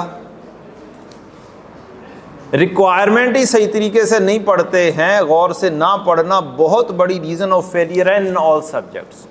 गौर से ना पढ़ना कि रिक्वायरमेंट में क्या कहा गया। फॉर एग्जांपल मैं मिसाल देता हूँ, R1 मेजॉरिटी ने पढ़ा हुआ है, या इंट्रोडक्शन टू काउंटिंग तो सब ने पढ़ाई हुआ है, ठीक। एग्जामिनर अगर हमें कहे कि काम करना है प्रोविजन फॉर डाउटफुल डेट के अंदर इंक्रीज कितनी आई है, ठीक, ये सिर्फ रिक्वायरमेंट हो और हम वर्किंग शुरू कर दें कि एक्सपेंस टोटल कितना है। एक्सपेंस के अंदर बैड डेट्स भी आ जाते हैं, बैड डेट की रिकवरी वाली कहानी भी आ जाती है। R1 के हिसाब से अगर मैं मिसाल दूं तो हमें रिक्वायरमेंट कहता है जर्नल एंट्री कर दो इम्पेयरमेंट लॉस की, और हम वर्क जर्नल एंट्रीज करना शुरू कर दें सिंस इट्स एक्विजिशन, फिर डेप्रिसिएशन, फिर अगले साल की डेप्रिसिएशन, और फिर हम जाके उस डेट पर पहुंचे जहाँ पे इम्पेयरमेंट हुई है। तो फिर हम मार्क्स किसके हैं? सिर्फ एक जर्नल एंट्री। क्लास के अंदर अक्सर हो रहा होता है कि जी हम सारा काम कर रहे होते हैं, नॉलेज हासिल कर रहे हैं, एक्विजिशन से लेकर एंड तक कर रहे होते हैं, और बच्चा यही सोचना शुरू हो जाता है कि बस ये मैंने शुरू करना है तो ही मैं सही काम करूंगा। तो मार्क्स तब मिलेंगे जब आप उसकी रिक्वायरमेंट को सही अंडरस्टैंड कर कर प्लानिंग कर कर आंसर करें कि मुझे किस हद तक आंसर करना है। उसे बस ना कम चाहिए ना ज्यादा चाहिए। ज्यादा इल्म झाड़ना हमने नहीं है, उसके कोई मार्क्स नहीं मिलने। ये एक बहुत बड़ी रीजन है। जो छोटे छोटे से कॉन्सेप्ट्स हैं CMA में खास तौर पर, बच्चों को उस पर ग्रिप नहीं होती है, कॉन्सेप्ट के ऊपर ग्रिप नहीं होती। क्वेश्चन हल्का सा ऐसे चल रहा है और हल्का सा ऐसे ट्विस्ट किया तो कहानी क्या हो गई? कॉन्सेप्ट सही नहीं है तो स्टूडेंट्स सही तरीके से नहीं कर पाते। रट्टा सिस्टम नहीं होना चाहिए। ये क्या बोल रहा है? ये भी एग्जामिनर बोल रहा है। एग्जामिनर के पास सारे स्टूडेंट्स जाते हैं या चंद एक क्लास के जाते हैं? सारे जाते हैं। उसके पास ज़्यादा इंफॉर्मेशन है एक क्लास कि मसला कहाँ पर आ रहा है, मसला यहाँ पर आ रहा है। हम लोग क्या करते हैं? हम लोग कहते हैं पिछली दफ़ा ये वाला सवाल आ गया, इस दफ़ा नहीं आएगा, और हम उसको या तो छोड़ जाते हैं या बहुत कम तैयारी करते हैं।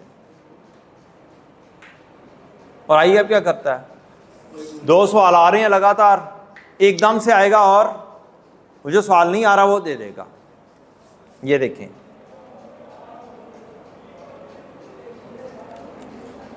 इस ग्रेड में से अगर आप गौर से देखें, ये टॉपिक है टारगेट कॉस्टिंग का। ये यहां से शुरू हुआ, एक आया, इससे पहले भी बहुत कम आता है, नहीं आ रहा ना। एकदम से क्या हुआ है? ये आ गया, इधर गया, ये यहां से शुरू हुआ और ये एकदम से 10 मार्क्स का आ गया। और अगर एक स्टूडेंट इसकी तैयारी नहीं करेगा तो क्या काम से? ये टॉपिक है, इस हद तक तैयारी नहीं करेगा कि मैं जब कभी भी आ जाए तो अटेम्प्ट कर सकूं। ये टॉपिक कोई 8-10 साल बाद आया है, या कम से कम 4 साल बाद आया। करवाता मैं भी हूं, क्लास में भी होता है, और मैंने कहा एक दिन का है टॉपिक, ओनली 1 डे टॉपिक है। मीन्स अगर आपने बाकी सारे चैप्टर कर लिए हुए हैं और एंड पर इसको एक दिन पढ़ाया जाए तो हो सकता है। अगर मैं शुरू में अगर इसको करवाना शुरू फिर तो 1 हफ्ता ले जाएगा। जब पूरा CM में आता होगा तो ये सिर्फ 1 दिन का है। ठीक, जस्ट अंडरस्टैंडिंग है, इस टॉपिक से दूसरे टॉपिक में स्विचिंग किस तरीके से होनी है, बस इतनी सी कहानी है। अब अगर एक बच्चा जाते हुए अपना कोर्स करते हुए रिवीजन करते हुए सारे टॉपिक्स नहीं करेगा तो फिर क्या होगा? वो सिलेक्टिव स्टडी में चली जाएगी, सिलेक्टिव स्टडी में जाएगी।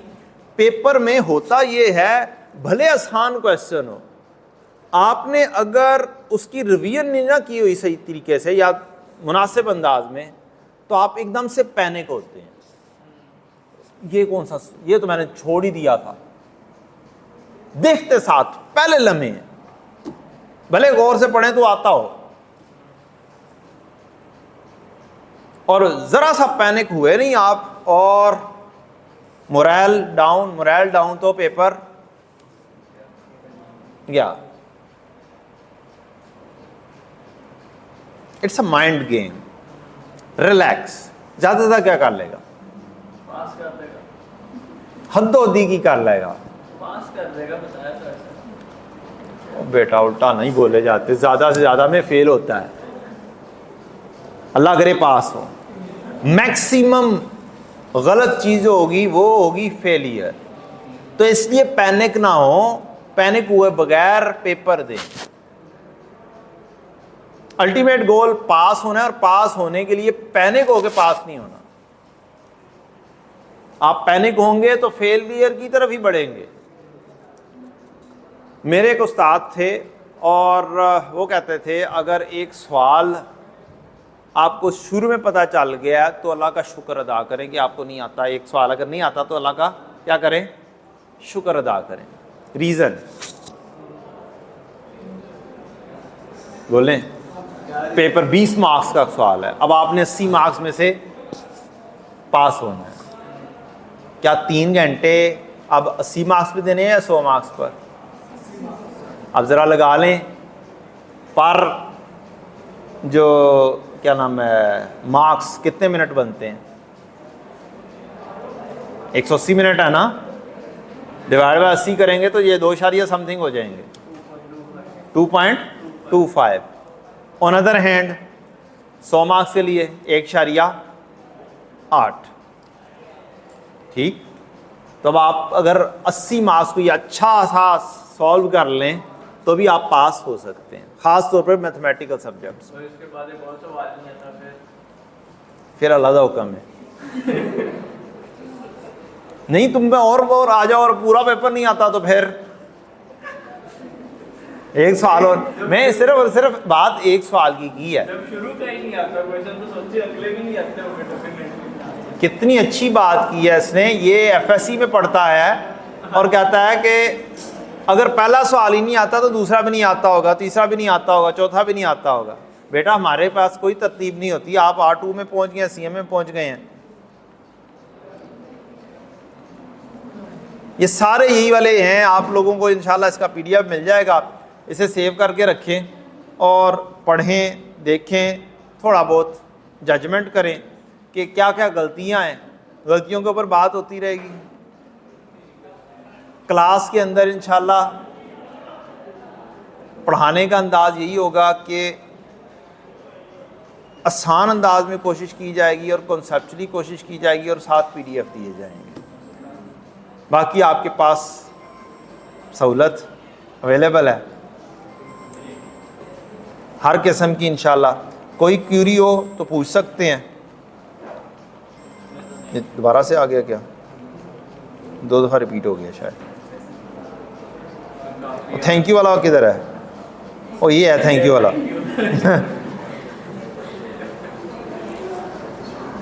आप बोलिए तो मैं तो बातें करते ही रहना इंशाल्लाह। खाम में इतनी लेंथी ओरिएंटेशन कर दी है, 4 बातें करता, बात ख़त्म करता।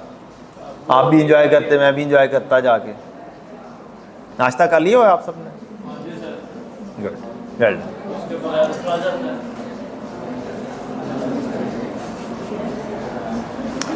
लें जी, थैंक यू वेरी मच। इंशाल्लाह आप लोगों से मुलाकात रहेगी। और मेरी बुक्स जो बुक है वो इंशाल्लाह तकरीबन 1 वीक लगेगा आने में, अवेलेबल होने में यहाँ पर। तो उतने दिनों के लिए आपको जस्ट PDF से पढ़ना पड़ेगा। मैं PDF के अंदर ही होमवर्क के भी क्वेश्चन और सॉल्यूशन साथ ऐडअप कर दिया करूँगा। आपके पास मुकम्मल तौर पर एक्सेस फ़िज़िकल बुक की इंशाल्लाह 1 वीक के बाद होगी। Any other question, any Curie? कोई क्वेश्चन, कोई क्यूरी आप लोगों की हो पूछ सकते हैं। कोई नहीं? सोच के आए होंगे पढ़ेंगे आज।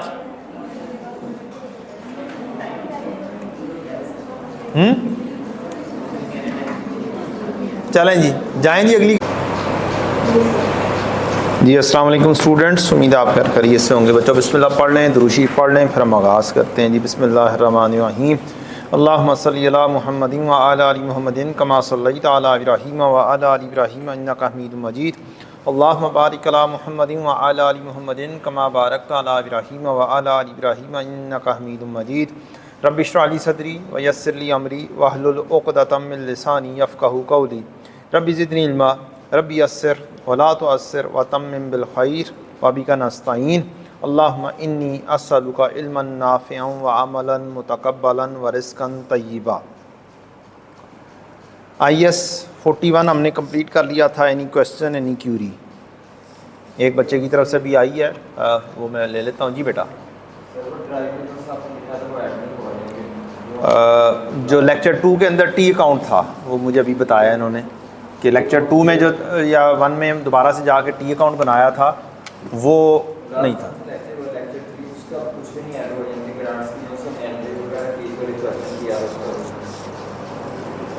अच्छा, असल में ना एक छोटी सी प्रॉब्लम माइट भी ये हो सकती है कि जी सिंकिंग प्रॉपरली ना हुई हो। उस लैपटॉप में करवाया था, वो सिंकिंग होके इधर आ जाती है और इधर मैं कोई चीज़ ऐड अप करता हूँ तो वो सिंकिंग होके उधर चली जाती है। अभी भी यही प्रॉब्लम हो रहा था कि सिंकिंग नहीं हो रही थी। ठीक, तो अब इंशाल्लाह प्रॉब्लम नहीं होगा। ये डायरेक्टली मैंने अपना ही लैपटॉप अटैच कर दिया फ़िलहाल, तो मैं उसको ऊपर चेक कर लूँगा। जो सी प्रॉब्लम होगी तीनों दोबारा से अपलोड कर देंगे ताकि प्रॉब्लम ही आपकी क्या हो जाए, रिजॉल्व हो जाए जी। MCQ का कोई प्रॉब्लम था बच्चे का, MCQ का प्रॉब्लम एक आया है। क्या प्रॉब्लम है बेटा? थर्ड MCQ का प्रॉब्लम आया जी। थर्ड MCQ अभी इस वक्त सामने नहीं आ सकता, लेकिन बेटा आपने नोट्स पढ़े हैं? थर्ड MCQ ज़रा बताइएगा क्या है।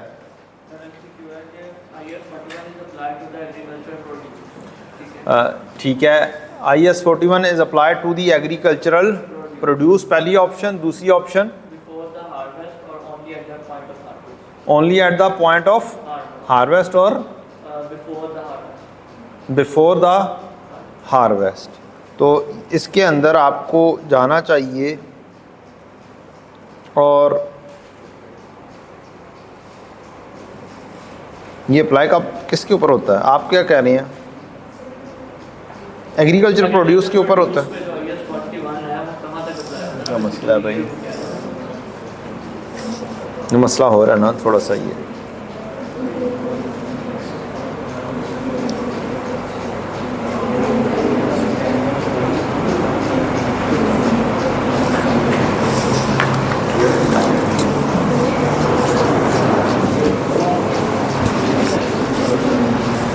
सिंकिंग का प्रॉब्लम हो रहा है।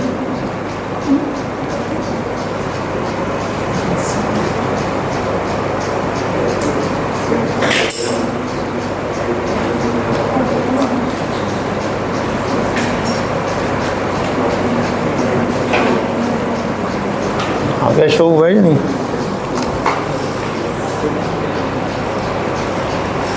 हमें चाइनीज़ भी सीखनी पड़ेगी। अगर ये चलता रहे बस, हम तो एक दिन पहले सिंकिंग करके रख लिया करेंगे इंशाअल्लाह अज़ीज़।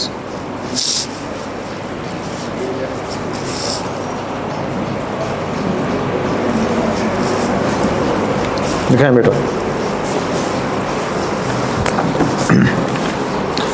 MCQ number 3 IS 41 is applied to agricultural produce before the harvest only at the point of harvest। तो बेटा आपने यही तो पढ़ा था पॉइंट ऑफ हार्वेस्ट का ऊपर। तो उससे पहले उस पर क्या लगता है? क्या मतलब? मतलब जो एग्रीकल्चरल प्रोड्यूस एक्चुअल में जेनुअली तो जो स्टैंडर्ड है वो ये कह रहा है, ये सामने नज़र आ रहा है यार। एक तो ये आज 2-3 मसले इकट्ठे ही हो गए हैं।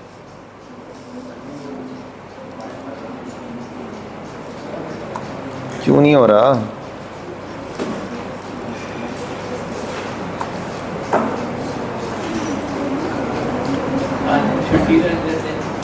नहीं,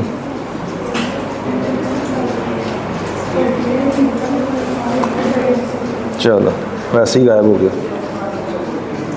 उफ,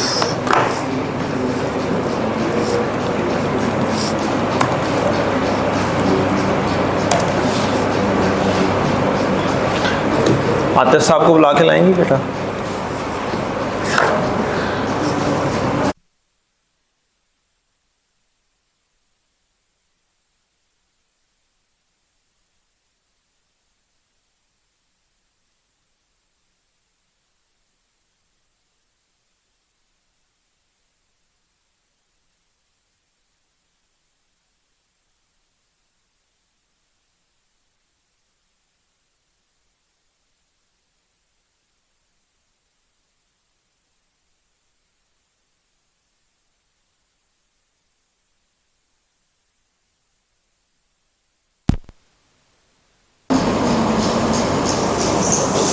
इसको वैसे ही वायर वाला काम करवाते हैं हम इंशाल्लाह, तो फिर ये वाले मसले मसाइल कम हो जाएंगे।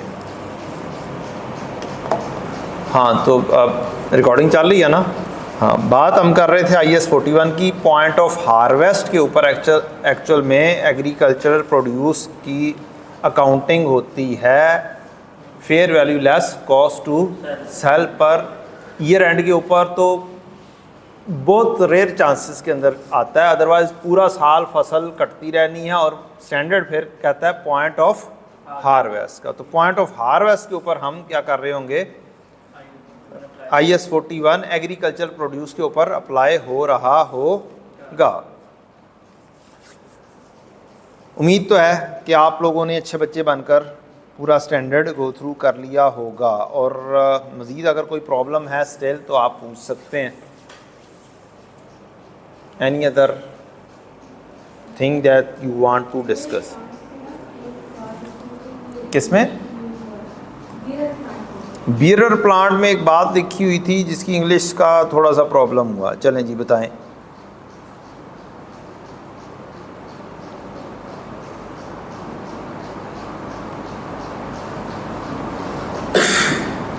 बेचारा बियर प्लांट किधर है?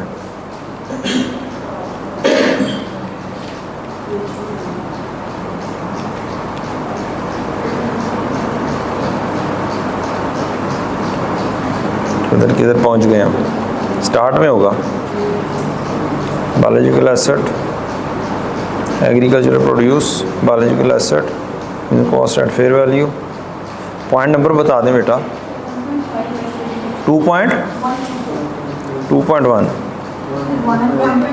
1.5 यहाँ पर भी वही है जी। 1.5 आ गया। हैज़ अ रिमोट लाइवलीहुड, बहुत कम चांसेस है ऑफ बीइंग सोल्ड, बेचने के, as agricultural produce. Agricultural produce के ऊपर बहुत कम चांसेस हो, दरख्त के चांसेस बहुत कम हो कि उसको काट कर लकड़ी के तौर पे बेचा जाएगा।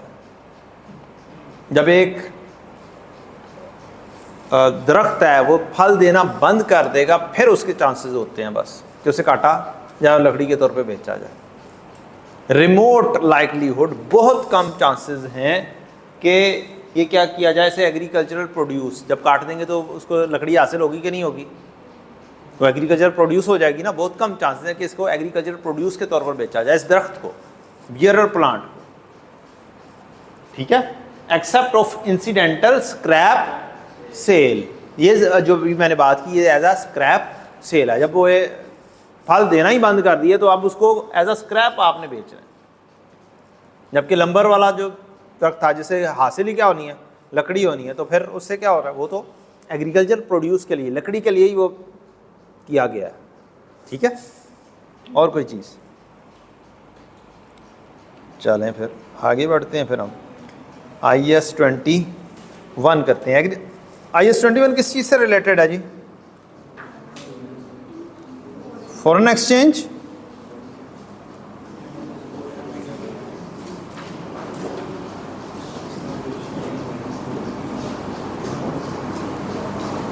डॉलर में अब आपने खेलना है, पाउंड में खेलना है, यूरो में खेलना है, असली में खेलना है बेटा, बस खेलना ही है।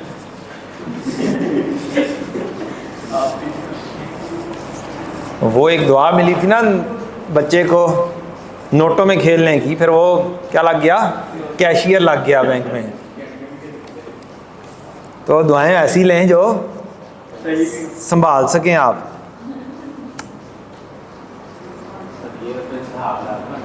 हैं? चलें जी।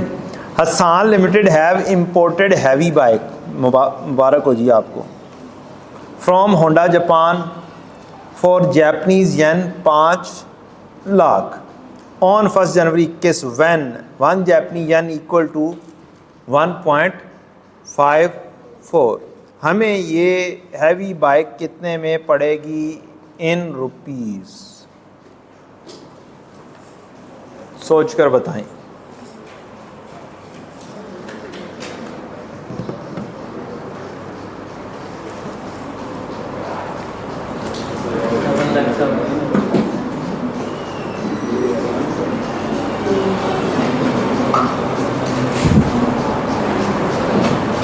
कैलकुलेटर वगैरह है ना? 7,70,000। ठीक है जी। आपने डॉलर जो 5 लाख थे इसको मल्टीप्लाई कर दिया है रुपीज़ 1.54 पर डॉलर, ऐसे ही कह सकता हूँ। ये लिखा हुआ है ना, रुपीज़ 1.54 पर 1 जैपनीज येन, सॉरी डॉलर नहीं है, जैपनीज येन। मुझे असल में आदत डॉलर की होती है ना इंसान को।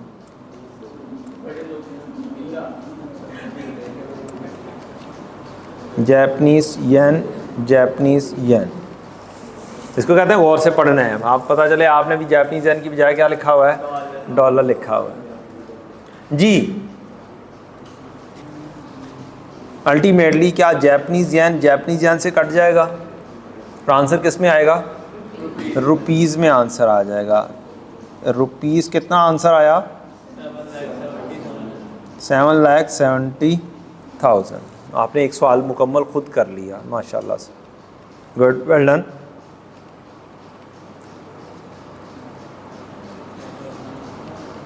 चलें दूसरा सवाल भी कर दें।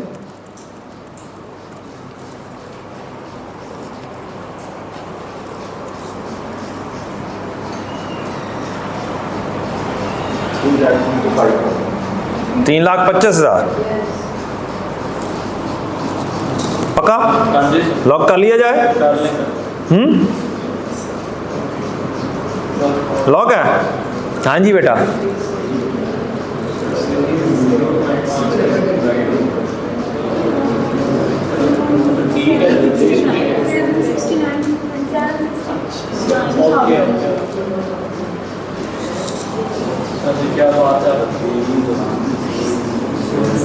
जैपनीज येन है 5 लाख। अब कहानी कुछ और आ गई है यहाँ पर।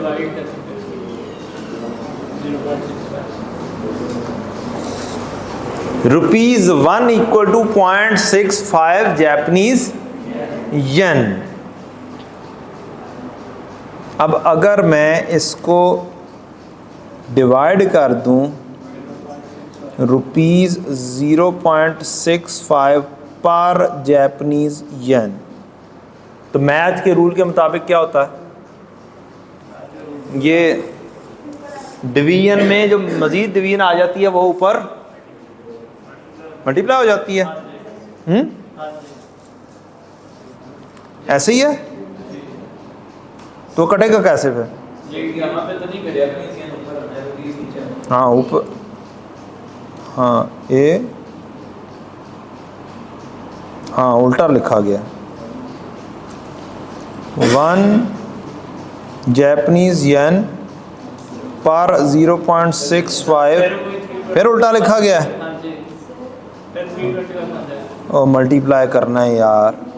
तो 0.65 जैपनीज येन 0.65 जैपनीज येन पर रुपी 1, ऐसे है। हाँ हाँ, एक मिनट, अब सही लिखा गया। अब अगर हमने इसको काटना है तो फिर इसे डिवाइड करना पड़ेगा और इसे इसके उलट करना पड़ेगा। उसके लिए हल यही है कि हम जापानीज़ येन 5 लाख को डिवाइड कर देंगे 0.65 से। अब पेपर में भी इसी तरीके से सोचते रहेंगे ना और टाइम लगाते रहेंगे जी। पर ₹1 ये ₹1 अल्टीमेटली मल्टीप्लाई हो जाएगा और कहानी ख़त्म हो जाएगी। पेपर में क्या करेंगे, कोई शॉर्टकट।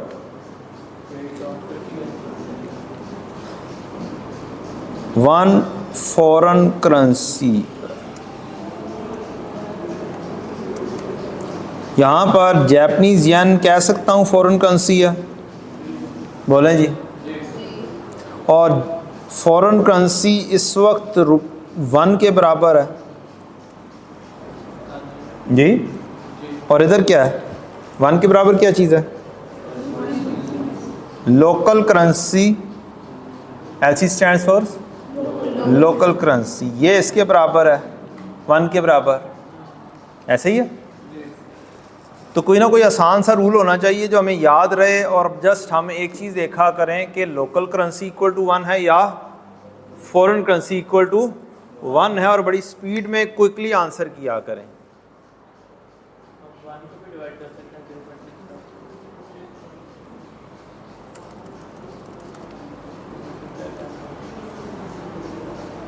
इस क्वेश्चन में लोकल करेंसी इक्वल टू 1 है, इस क्वेश्चन में फॉरेन करेंसी इक्वल टू 1 है। FC stands for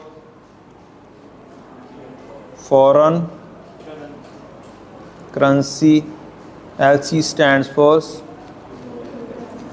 local currency. आज से कोई 4 साल पहले या 5 साल पहले या 3 साल पहले, याद नहीं मुझे, स्टूडेंट मेरे पास इसी तरीके से आ गया, हमने पढ़ा दिया कि ये डिवाइड करना है, ये मल्टीप्लाई करना है। कहता कि जी याद नहीं होता कि कब डिवाइड करना है कब मल्टीप्लाई करना है। तो आप लोगों के लिए अभी से ही उस एक्सपीरियंस के तहत एक छोटा सा रूल लिख लें आप। You have to convert, if you have to convert foreign currency to local currency, foreign currency dollar, local currency rupees, ठीक। जौन से भी कंट्री में बैठे हुए आप काम कर रहे हैं, जिस भी कंट्री के लिए काम कर रहे हैं, तो वहाँ पर क्या होगा, फॉरेन करेंसी दूसरी कंट्री और लोकल करेंसी आपकी अपनी कंट्री की करेंसी। आपने कन्वर्ट करना है फॉरेन करेंसी से लोकल करेंसी। दो सिचुएशंस ही हो सकती हैं, या फॉरेन करेंसी इक्वल टू 1 हो सकती है या फिर लोकल करेंसी इक्वल टू 1 हो सकती है। आपने जस्ट ये चीज़ आइडेंटिफाई करनी है और फिर एक जुगाड़ लगा लेनी है। क्या करनी है, एक अदद जुगाड़ लगा लेनी है।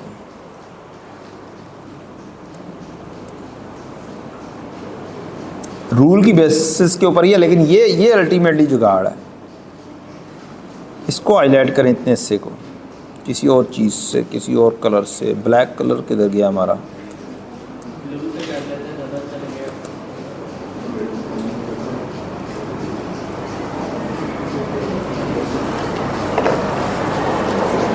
नजर आ रहा है। एफ में कितने डंडे होते हैं और दूसरे में 1। तो इसमें डिवाइड करना है, इसमें मल्टीप्लाई करना है। एक में 2 डंडे, एक में 1 डंडा। बस ये आपको याद रहेगा, ये एंड तक नहीं भूलेगा इंशाल्लाह। जुगाड़ होती है इस किस्म की, ठीक है।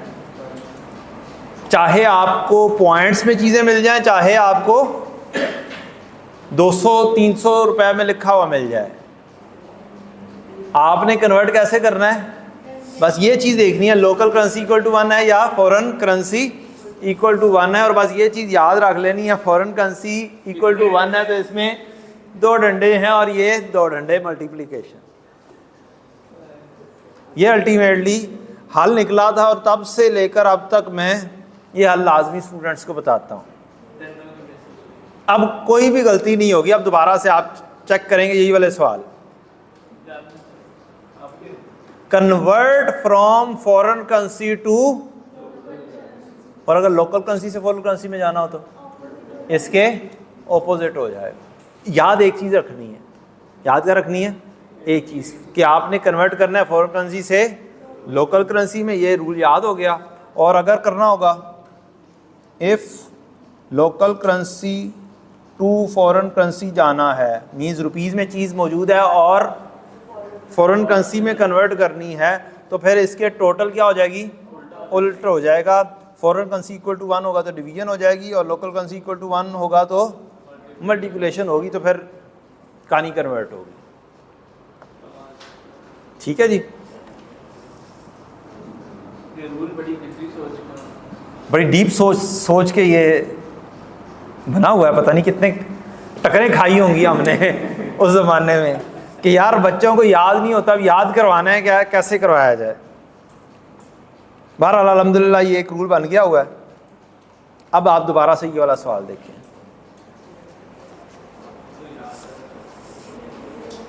जापानीज येन 1 है, Japanese yen is a foreign currency, foreign currency से लोकल करेंसी में कन्वर्ट करना है ये, और फॉरेन करेंसी को मल्टीप्लाई कर, डन। और यहाँ पर local currency is equal to 1 है, तो जो सा रेट गिवन किया हुआ है इससे उठाना है, इससे क्या कर देना है? डिवाइड कर देना, और आपका आंसर बिल्कुल ठीक इंशाल्लाह आ जाएगा। अब बताएं क्या आंसर आया था? 7,76,9,230 रुपीज़। अब आप अगले सारे सवाल कर लेंगे इंशाल्लाह, बच्चों वाले।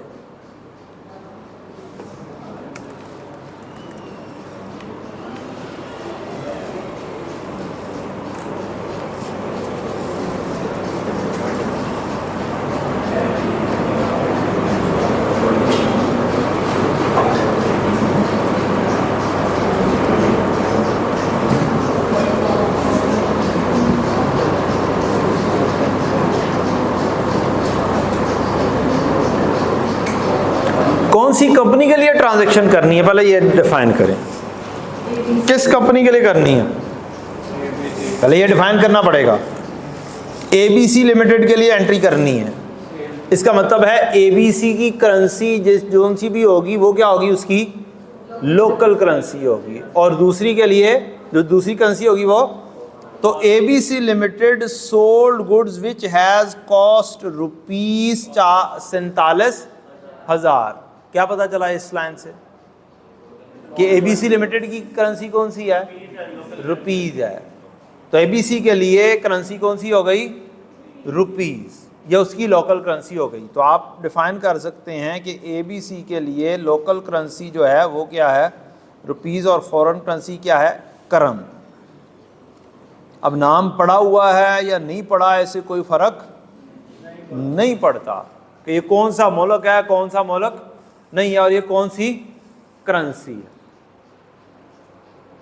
ठीक, करम क्या है? ABC के लिए फॉरेन करेंसी। अब आपने देख लिया सेल आउट किस में किया है? करम में। जैसे यहां पे बैठे हुए डॉलर में सेल कर रहे होते हैं। ठीक, करम में 4.75 करम में सेल किया है, और एक्सचेंज रेट है ₹1 करम के बराबर हैं। अब अगर मैं अगर रूल ना सोचें तो फिर क्या करना था आपने?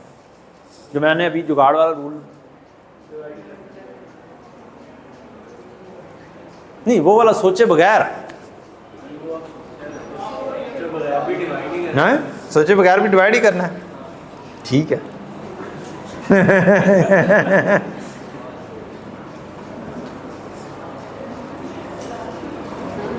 चलें जी, बताएं। मैं भी ज़रा सवाल चेंज करता हूँ, फिर मैं पूछूंगा कि क्या करना है। उसमें मल्टीप्लाई करना होगा। चेक करें। ले जी, हमें करम से लोकल करेंसी में कन्वर्ट करना है। सबसे पहले कि हमने सेल की तो कितने में की है, तो करम हमारे पास हैं 4,50,000 75,000 हमने देखा कि जो रेट गिवन किया, एक्सचेंज रेट गिवन किया हुआ है ₹1 = 5 करम्स है। जब लोकल करेंसी इक्वल टू 1 हुई, फिर जी लोकल करेंसी इक्वल टू 1 हो गई, तब क्या करना पड़ेगा हमें?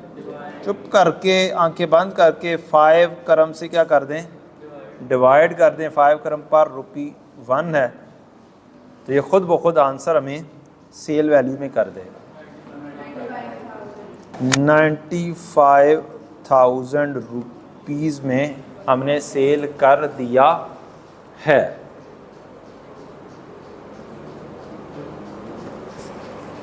क्लियर? जनरल एंट्रीज आपको आती हैं, आप लोग करेंगे, लेकिन मैं अब जस्ट एक चीज़ बताने लगा हूँ आपको बैक जाके। जब आपकी फॉरेन करेंसी इक्वल टू 1 होती है तो इसको बोलते हैं डायरेक्ट कोट। क्या बोलते हैं? जब आपकी क्या होती है, फॉरेन करेंसी इक्वल टू 1 होती है तो इसको क्या बोलते हैं? ये डायरेक्ट कोट है, एक्सचेंज रेट लिखने का तरीका का। और जब आपकी लोकल करेंसी इक्वल टू 1 होती है तो फिर उसे क्या बोल देते हैं? उसे बोलते हैं indirect coat of exchange rates.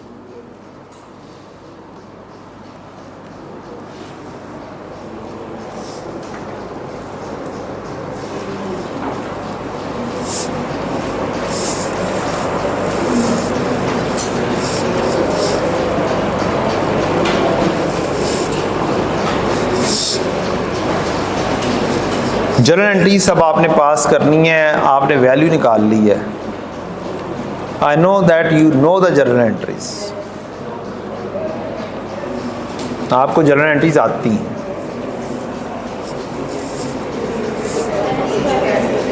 क्या जी? ठीक है। और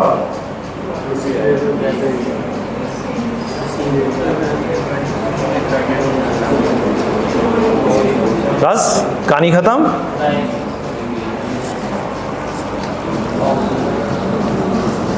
ये कॉस्ट क्यों दी हुई है?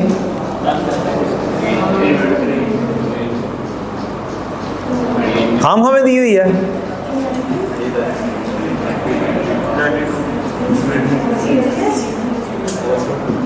परपेचुअल सिस्टम लगेगा। जब भी इस तरह से कॉस्ट वगैरह लिखी हुई मिल जाएगी तो फिर क्या लगाएंगे हम? परपेचुअल सिस्टम लगाएंगे। रिसीवेबल डेबिट और सेल्स क्रेडिट, या फिर कैश डेबिट और सेल्स क्रेडिट। कितने से? 95,000 से। और फिर दूसरी entry cost of sales debit और इन्वेंट्री क्रेडिट कितने से? 47,000 से। तो आपकी 2 एंट्रीज हुआ होंगी। जब भी आपको कॉस्ट लिखी हुई मिले तो 2 एंट्रीज पास किया करें। जी आ जाएं, आ जाएं, आ जाएं। मैं आ जाऊँ, एक मिनट। असल मेरा क्लासेस का थोड़ा सा इशू बना है। क्या? बिगर क्लास यहाँ पर होती थी ITA, ठीक है। तो उसमें ज़्यादा बच्चे हैं, वो यहीं पे बैठ सकते हैं। ठीक है। तो अब 11 से 12 की क्लास होती है, तो अगर आप 11 से 12 अगर आप अपनी क्लास 2 से 7 में शिफ्ट कर लें फॉर टुडे, आप बाद में अभी हम लोग फिर क्लासेस की एलोकेशन कर देंगे ना, आज का जो भी फर्स्ट वो देख के आप आज उस पर जैसे आप अपने उस पर टैब पे पढ़ा रहे हैं, अगर आप बोर्ड पे पढ़ा रहे हैं 206 में है, इतनी जगह हमारे 207 में है। कितने बच्चे बैठ नहीं, बोर्ड है, बोर्ड है, कर लेते हैं शिफ्ट। ठीक है, बच्चों को आप अभी ये रिकॉर्डिंग ऑफ करें जी।